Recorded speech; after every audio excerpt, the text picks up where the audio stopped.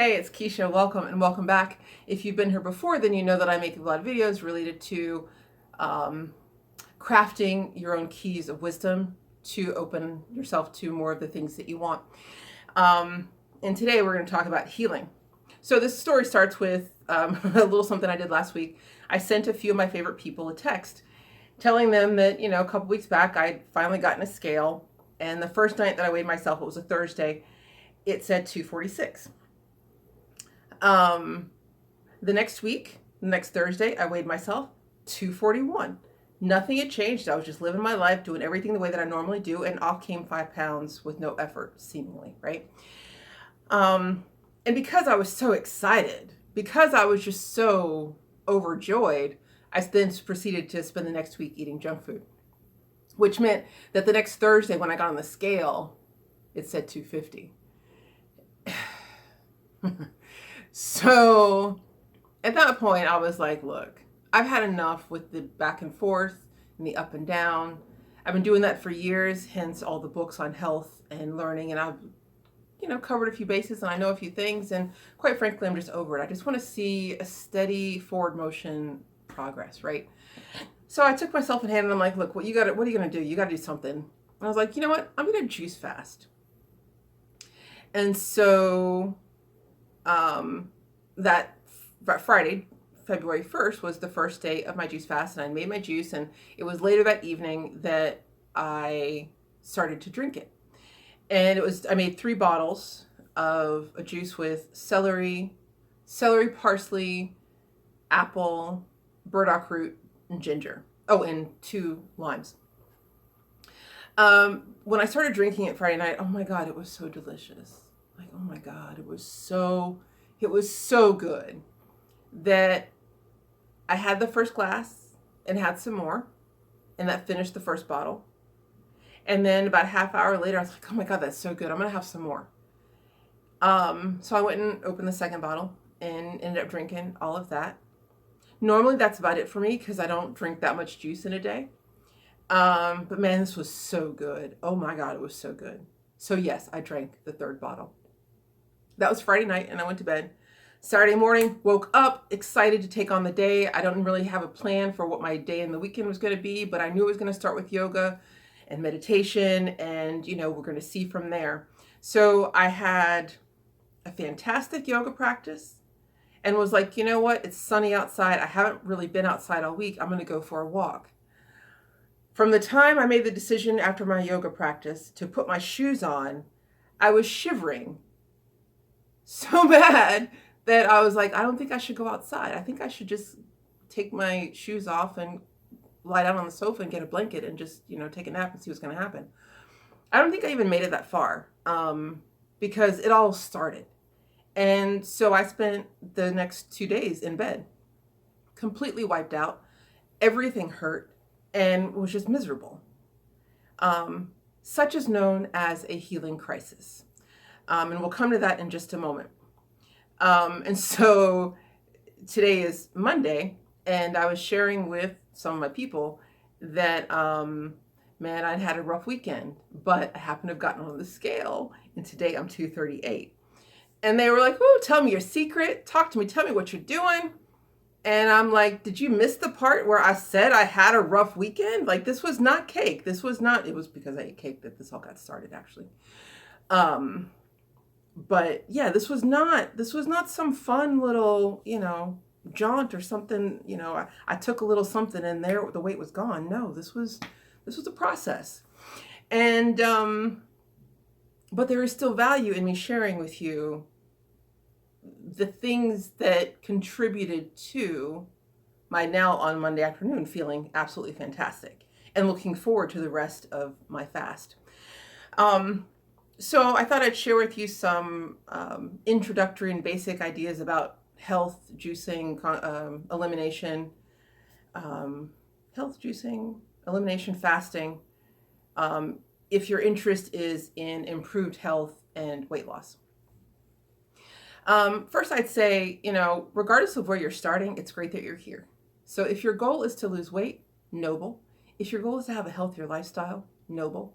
It's all accepted. It's all a great place to start. Starting is the most important thing. Just do that. Making the decision, watching this video, considering some of the points, seeing what you can incorporate. Those are all the places to start, right? So let's then start with, we'll start the healing crisis, because that's probably the most interesting thing that people don't really talk about. If you think about your body and your lifestyle, I'll draw this analogy. So imagine you have a beautiful parcel of land, but you don't know what you want to do with it. And even though it's in your possession and you don't know what to do with it, you're not going to toss it away. You're still maintaining it. But for lack of other options, maybe you decide that's where you're just going to store your trash because it's easier and it's out of sight, and it's easy to put it over there. So you do that again and again and again over time, and that becomes your that plot of land that you have becomes basically your landfill. But then something happens and you're awakened to some idea that maybe underneath that plot of land, underneath the trash that you've put on it, it is actually a mine, and there are gems to be mined from it, right? And so you begin to think about, okay, so I'm going to move the trash off the land because I want to mine that land for its riches and its jewels. In this analogy, your body is that land, and how you've been treating it over time, successive years, putting into it things that are trash, like junk food, or unhealthy food combinations, and we'll talk more about food combining in a minute. That land becomes that pristine land that's actually rich with minerals and other gems, actually has become a landfill. And so once you make the decision and you recognize the value of the land, you make the decision, oh, I'm going to mine the jewels of my land. I'm going to increase the health in my body, right? Well, then you got to deal with all the trash that's been over there for years.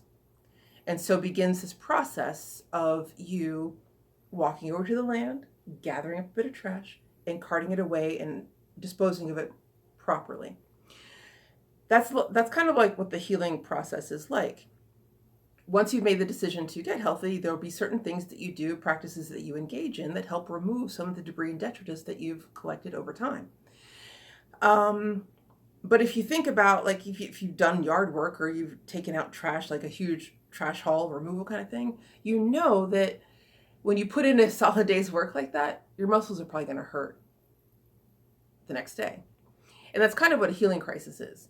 You've put in so you've got all this debris and detritus in the body that you now are starting to dispose of properly, right? By taking healthful steps and measures.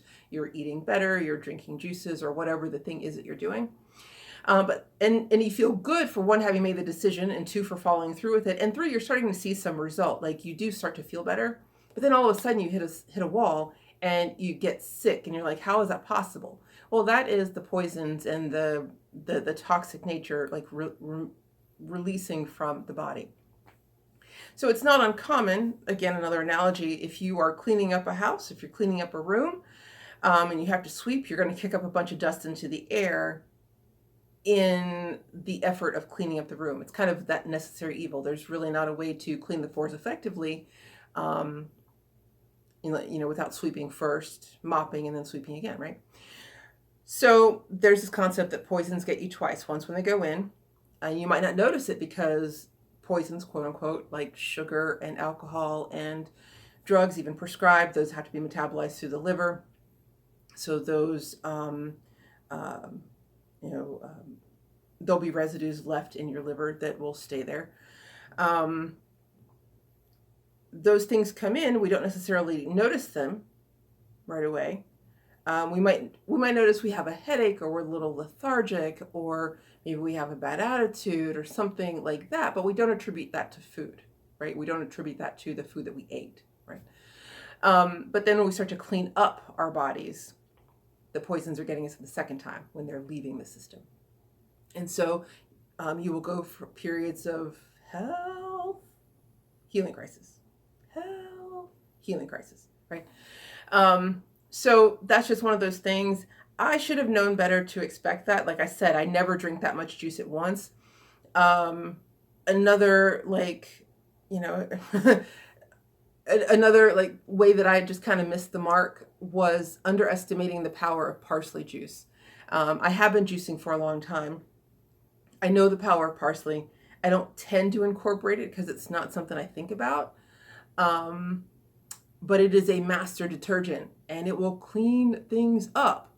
And I didn't realize when I was drinking the juice, because it tasted so good. It was so obvious by the way that it tasted, that it wasn't just about the flavor. It was that it was so instantly and infinitely nourishing to my body. That's what kept me drinking it. Um, that I didn't notice and didn't pay attention to the fact that, oh wait, that's a lot. That's a lot of parsley to be taking into the system all at once. Um, and so that contributed to a massive cleansing reaction that I got to feel as aches and pains in the body, chills, and just needing to rest. All of that is fine because I know as soon as it started happening, I realized what it was. And I was like, oh, okay, we're just going to look to move through this as painlessly as possible. I'm just going to keep drinking my water as much as I can drink. Because it was, I was afraid that I was going to get nauseous. And so I didn't want to add anything more to my system, even if it was going to be water, because I didn't want to throw up. And so that was, the weekend and how that went. And that's not uncommon for a healing crisis. It would sometimes mimic the flu or kind of like a stomach bug or something like that. And so the first reaction you might have is to take something to stop the symptoms, but you don't want to do that because your body's actually in the process of healing and throwing off the toxic matter. And so you want to just let it run its course. Another good thing that happened, and I should really emphasize this, I drank those juices on a Friday night. So by nature of my schedule, I had Saturday and Sunday off. So it wasn't as bad as it would have been if I had done this on a Tuesday and had to go to work on Wednesday. So being thoughtful and mindful of when you start a fast or something of that nature, that's a little more intense. Think about your next few days if you're going to have something special or intense where you need to show up as your normal full self. That's probably not the time to start a cleansing program. But going back to fresh juices. Oh, I happen to have the book right here in front of me. This one is one of my favorites because he goes through, this is Norman Walker, he goes through each of the different fruits and vegetables and talks about the power that they have and what they can do for us. And then he talks about, he has a chart of, let me see if I can find it. Where is it? Okay, so what you have here is a chart of the vegetables and fruits in the quantities that you want to make them for the different juices. And each one of them is numbered. And then if you go through the book, he talks about different ailments, and those ailments are numbered. And so, oh no, the ailments are numbered. The ailments are listed in alphabetical order. And next to them will be a number of the juices that correspond to healing those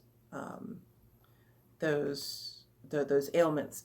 And so you go back to the other chart and you figure out which juices those are, and then you make that juice according to whatever the issue is you're facing. And actually, let me just back up one moment, because it's not just me coming to you telling you about a weekend that I've had and me pointing to a bunch of books saying, hey, yeah, I've read them. Yes, I have been on a journey of health and self-discovery for 20 years, I guess it's been, since I first read The Tao of Health, Sex, and Longevity, which was really my first real deep dive into this new world and way of living.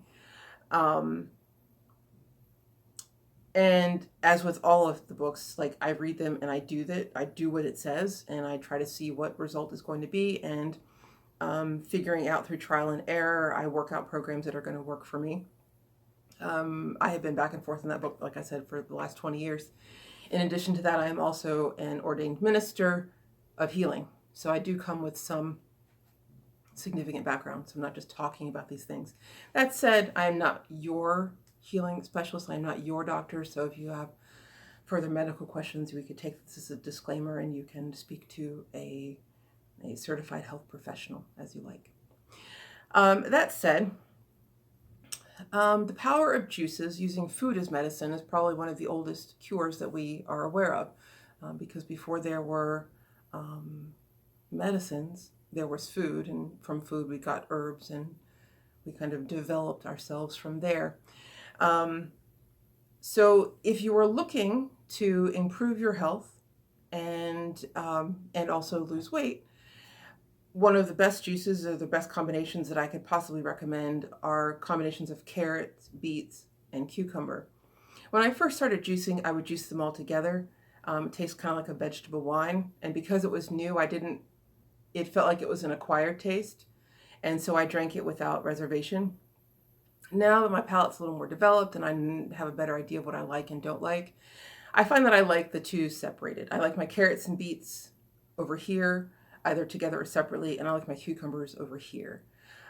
So I tend to do carrot, beet, apple, or carrot, beet, apple, pear, whatever. Maybe I'll add some ginger. I'm now very interested in burdock root, so I'm adding that to my juices. And so I have, my sweet drinks and my green drinks. It's important that, yes, we take in the fresh juices. And this is, when I say fresh juices, I don't mean store-bought juices. I mean, these are juices that I'm making in my juicer. Pasteurization of juices kills the fresh enzymes that make them so powerful and potent. So if the juices that you're buying at the store are pasteurized, and I'm not talking about your Ocean Spray, the cran apples, and those types of juices. No, that's straight sugar. I mean, it's better to get 100% juice in those cases and use that for taking things like supplements, not juice that you're drinking every day. Juices, like freshly made juices that you see, like Suja and Naked and all of those, if they've been pasteurized, I'm saying no. So I'm talking about juices that I've made in my kitchen in my juicer. So yeah, I will have sweet drinks. I try to, one or two at a time, and then I'll try to balance that out with the green drinks. Green drinks are your powerhouses. When I mentioned parsley before, it's serious business. It is. Cucumber, it's a very high water content. So think of it as a flush in the system. If you're having carrot, beet, and cucumber together, carrots are going to be also like a mild detergent. Beets are going to break things up, and then the cucumber is going to help wash it away. And so that's why those three juices, those three vegetables in combination together work so well. And if you're reading The Tao of Health, Sex, and Longevity, for, I would say, 70 to 80% of the different illnesses that he talks about, carrot, beet, and cucumber juice, either in combination or separately, feature under each of those ailments as a way to remedy them. So you might want to know, like, where do you start? Well, anywhere is fine. It's probably easier to start with a sweet drink because sweets, are like, they taste good. They make us feel good. So maybe you start with a carrot and apple ginger, or a carrot, beet, and apple ginger. If you have access to burdock root and you're interested, it doesn't really taste like anything. It just adds additional health benefits. We can talk about that at another time. So those are some of the places that I would start. I also like a juice based on pineapple. So I make a pineapple, apple, turmeric, ginger juice, because the bromelain and the enzymes in pineapple help break down waste material in the body. The same with ginger, and I like the burdock and the turmeric all have tremendous benefits. I will say, if you're adding turmeric to your juices, you also want to add a sprinkle of freshly cracked black pepper.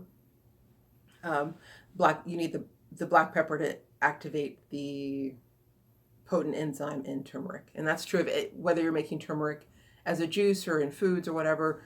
Turmeric and black pepper always go together. Just know that. And then on my green drink side, I like celery as a base. I like cucumber as a base.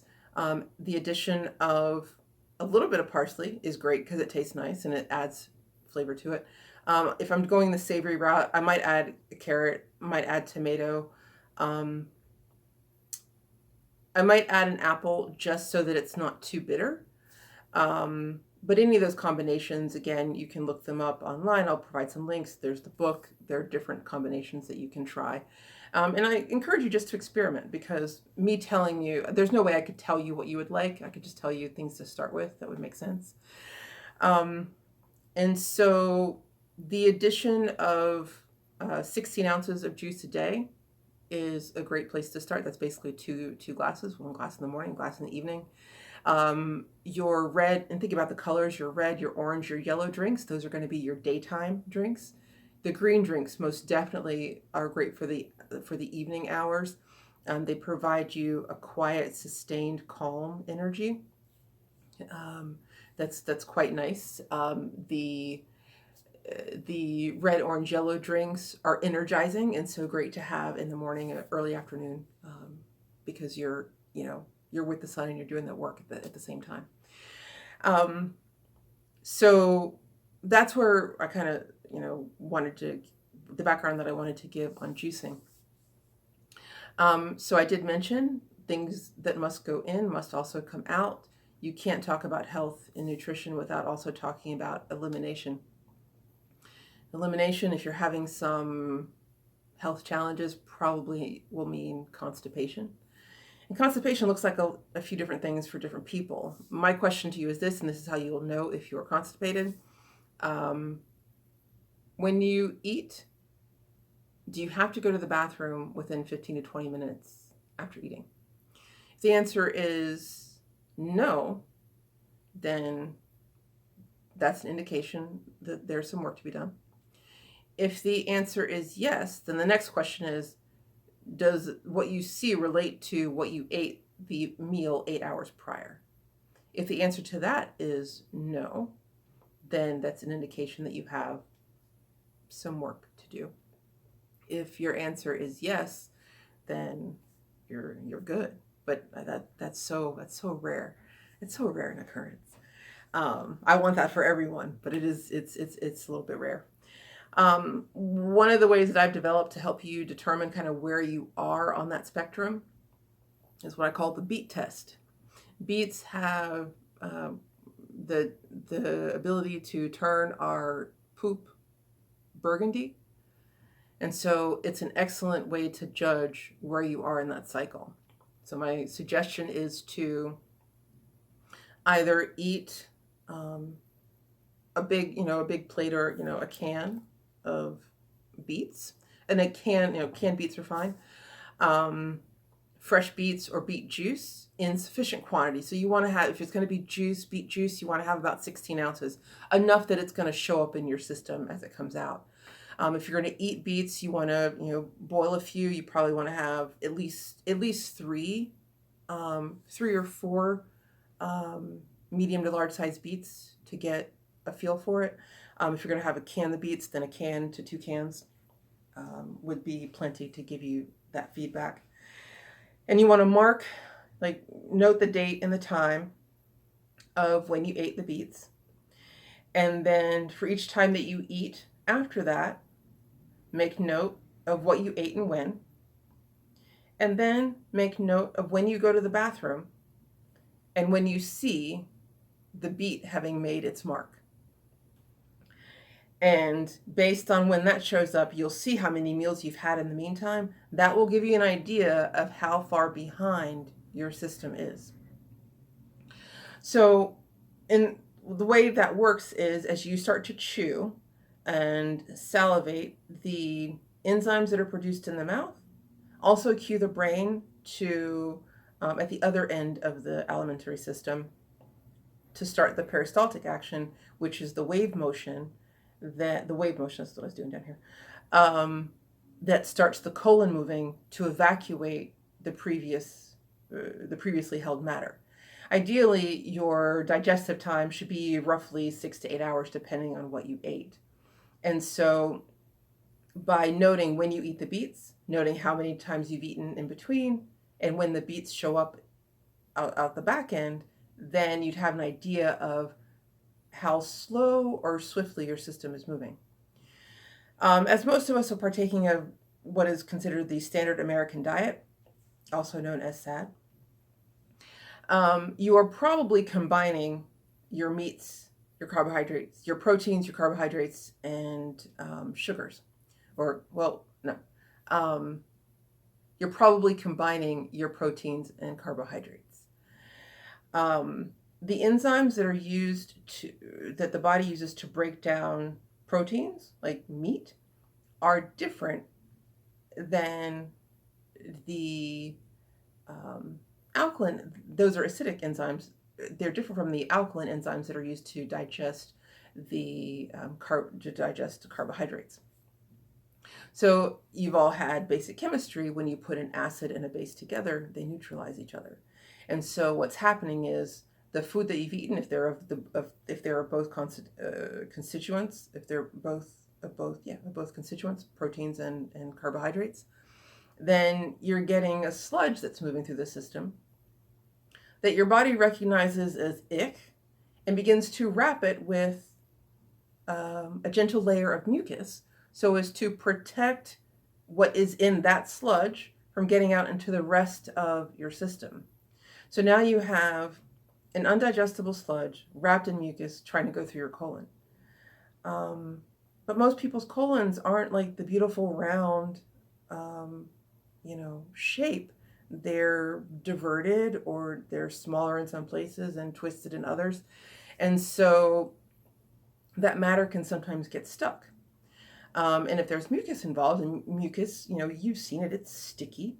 And so it will stick to the sides. I'm doing this. It will stick to the sides of the colon walls. And, what comes next might stick to it, compressing it against the walls. Or it might just slide through, but your body's not absorbing the nutrients that the food that you're eating might have. So now you've got a mucosal sludge trying to move through the colon, but maybe it can't because that takes tremendous effort. And if you're eating a lot of carbohydrates, especially refined carbohydrates, think about what happens when you mix flour with water. You get a certain kind of glue. So you've got that in your system wrapped in mucus trying to move through. That's just hard. That's just hard. And so what ends up happening is you get hard impacted feces along the colon walls, to the extent that you might not be going every day. And if you do, it's only a small portion of what's actually in there. And one of the ways that you've seen this, you've experienced it, if you see somebody who otherwise has a thin body proportion, but they just have a large stomach, more than likely that's impacted fecal matter that just hasn't been released yet. So how do we release it? Depending on your level of interest and the severity of what you're dealing with, you might go for the Mac Daddy at the top, which is colonics, either going to a hydrotherapist to have the colonic done. That's usually about 110, 150, I think, per session.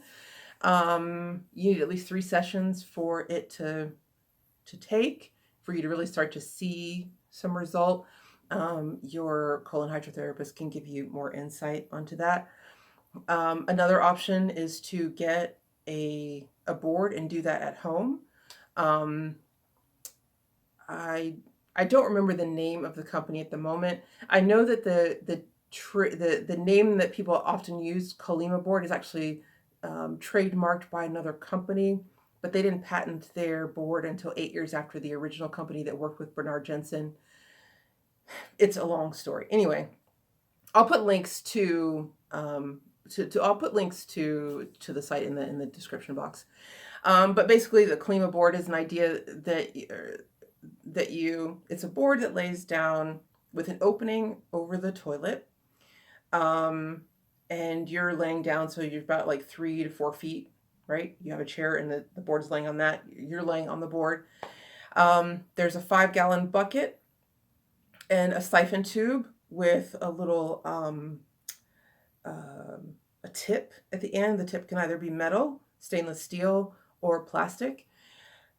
And it inserts into the bomb, and it has little holes at the end. And so when you unclip the siphon, the water starts to flow. It'll flow into the colon, and then you'll have this pressure build up, and it'll feel like you have to go, and then you will because you're already over the toilet, and you'll hear the plop plop sounds of all of that exiting the body. Some people get curious enough that they put a colander down underneath to see the matter that's being caught, so that you can actually see what's coming out of you and see the volume.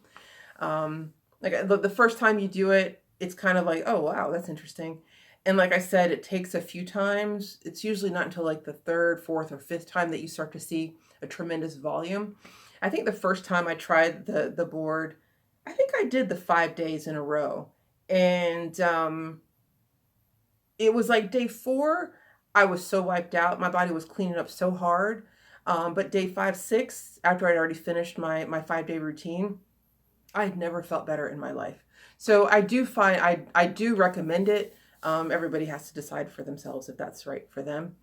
If you're interested in less intense, less expensive, less, you know, a little less intense method of cleaning out the colon, you can take things, we'll start from the most gentle, I think, we'll back in from that. Drinking aloe juice, so a fresh leaf of aloe that you've chopped up, maybe added a little bit of lemon, and the sweetener of your choice, preferably something light like agave or natural stevia. That will help to start breakdown and release matter and help move it out of the system. It takes a little bit longer, but it is effective, especially when you're scraping the aloe. You get a little bit of the green that tends to encourage a stronger reaction. Checking the time here. I can't really see it, but oh well. Another thing that you can add to your regular routine is chia seeds, and I happen to have my little jar here. And I think I put I don't really measure anymore, but I would say about a tablespoon to a glass of water, so about 8 ounces. Again, a little bit of lemon and sweetener of your choice, agave or stevia. The chia seeds are gelatinous, and like the aloe, which is also gelatinous, it creates a smooth surface, and it has a fibrous bulk as well, and so it will help move things through the system. That's another option you can try. A natural suggestion would be psyllium husks. People are familiar with Metamucil. That has other ingredients in it. What I'm referring to is 100% psyllium.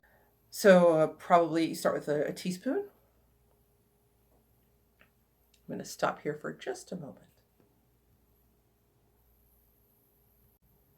Okay. I was talking about psyllium husk. You want to add maybe a teaspoon to a glass of water, or when I talked about juices, your ocean spray, the commercial juices, the ones that are 100% juice, that's a great way to use those juices and incorporate them, to use them to take a fiber supplement. Psyllium is great. It's like a natural broom. It'll create bulk in the system, and the bulk will help expand the colon walls to help break up the matter that's along it, and then that broom motion because it's fibrous, it will grab what's next to it and help push it out. And because it too is mucilaginous, it comes out very easily and very smoothly, so you're not having to force or strain. Another in that group of that family of gels would be flaxseed. Incorporating more flaxseed into your diet. If it's the whole flaxseed, you might sprinkle that on your oatmeal or on your salads or something, or you might have the ground flaxseed meal and mix that into a smoothie. Those are all ways to incorporate a greater amount of fiber to help move matter through your colon. Elimination is key. What goes in must come out, and you have to you can't fix anything else until that gets done first. So there you have that. I think I've mentioned food combining, so I just want to talk about that a little bit. Food combining is this idea that, again, the different enzymes, the different foods that we eat require different enzymes to digest. And so when we mix carbohydrates with proteins, those enzymes cancel each other out. So ideally, you would want to have a meal that is either more carbohydrate based, so maybe your quinoa with vegetables, and your steak with vegetables, but not steak and quinoa together, right? Your green vegetables add neutral enzymes that are beneficial for both the digestion of carbohydrates and proteins. So that's something, your greens are something that you could have with both sets, with both foods. Milk is digested only on its own. I'm referring to cow's milk here. There seems to be a trend away from cow's milk for various reasons. And so if you're drinking your oat milk or almond milk, those are going to fall into the carbohydrate family because they're based on a carbohydrate. And so again, you'd want to have it either by themselves or with the neutral enzymes created by eating fresh greens. Melons are a fruit that should be eaten by itself because its digestion happens in the small intestine in about 20 minutes or so if there's nothing else in the small intestine blocking it. And the same is also true of fruit. Melons are separate. Fruit also digests in about 20 minutes in the small intestine on an empty stomach, if given the opportunity. And outside of that, those are the basic rules. That's enough to get you started. I'll include a link in the description box for resources on food combining so that you can look at that more closely. Just the big thing is, let's not mix our proteins with carbohydrates. As far as proteins, if you eat meat, eat meat. If you don't. I have no comment really about vegetarian or veganism. People need to do what's best for their constitution, and that is too far a bridge to try to get to when you're just starting out. So I don't want to overwhelm you with that portion of the journey. We can always come back to it if somebody's interested and wants to talk about vegetarian and veganism. And I want to say that is, trying to think if there's anything else that I would tell you. Naturally, water is important. I mean, you need to stay hydrated. Oftentimes thirst gets masked by hunger. So we think we're hungry, but we're really thirsty.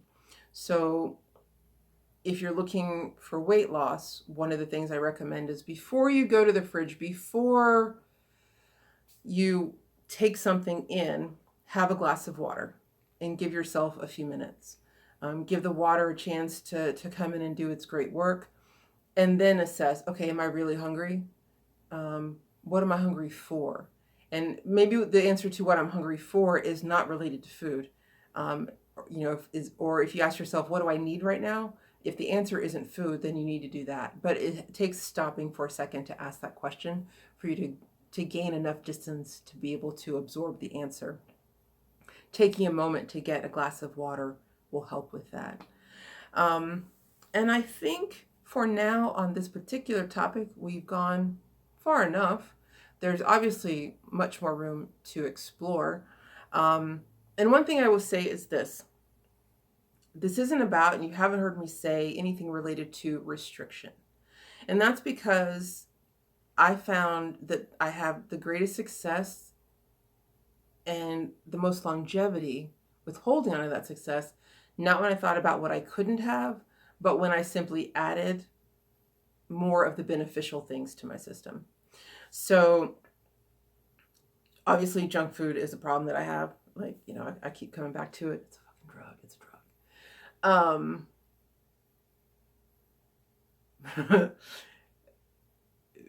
one of the ways, instead of telling myself I'm not going to eat junk food anymore, I just prefer to add fresh juices. Because as you're eating fresh juices, especially green drinks, they recalibrate your taste buds and your system such that when you do eat something offensive, you feel it more readily and more instantly. And that can oftentimes be the cue to get you to stop. It doesn't, I mean, that, and that works for me most of the time. Last week was a little bit aberrant, but again, if I'm having 16 to 32 ounces of fresh juice a day, especially if I'm having 8 to 16 ounces of green drinks, if I give that enough time, say a couple of weeks without having the junk food, I notice that when I go back to it, the junk food, it doesn't taste as good. I can taste all the individual chemicals in it. I can break down why this isn't a whole food. And I can taste where it's disgusting. And so that's helpful. So not thinking so much. And it becomes a cycle where, because I know that it's not going to taste good, there are times when I'm able to stop myself because I know it's not going to fulfill what I'm trying to fulfill by eating something, cookies or cake. And maybe we should talk about what your individual food cravings mean, because it's been a while since I talked about that with anybody, and it's a pretty interesting topic as well. But yeah, just adding more of the good in, the bad will fall away if you give yourself a chance.